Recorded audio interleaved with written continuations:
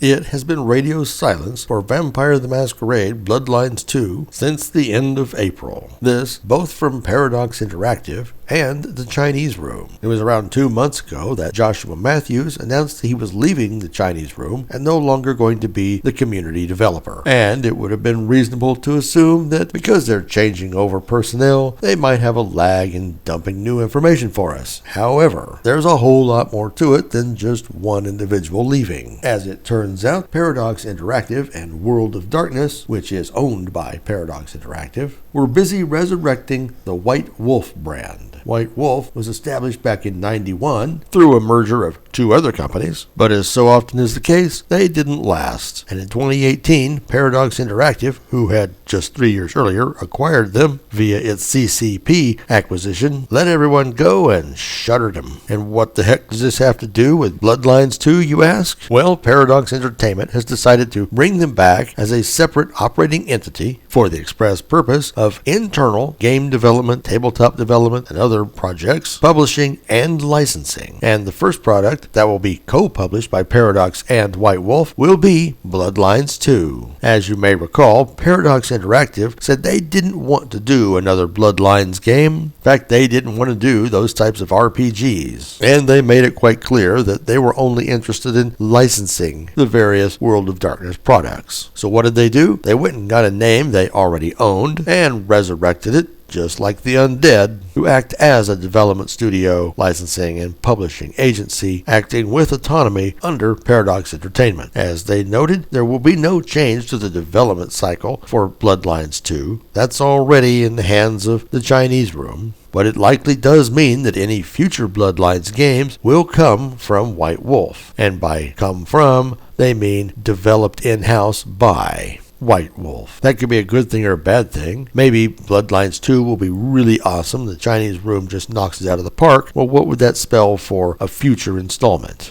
And the ramping up of White Wolf will certainly explain that absence of marketing. But with less than 5 months before release, you'd think they'd want to crank up that machine sooner rather than later. They certainly were deliberate in pointing out that Bloodlines 2 was going to be coming out and there was no changes to it, and they didn't make it seem like it was a dead product. Let's just get it out the door and move on sort of thing. And possibly bolstering the idea that they're still going to be developing in that IP, other IPs such as the By Night series, which seem to have gone on life support, will be produced by White Wolf, specifically a Seattle by night. And if you've ever been part of mergers and acquisitions, you know that the transition from one company to another or the rebranding of something never goes as smoothly as everybody wants it to. And in this case, it sounds like they're having to ramp up not just publishing and licensing, but development. That means bringing on a whole lot of technical talent as well as creative talent. So here's hoping they don't mess it up and that what we ultimately get from the Chinese Room is a great game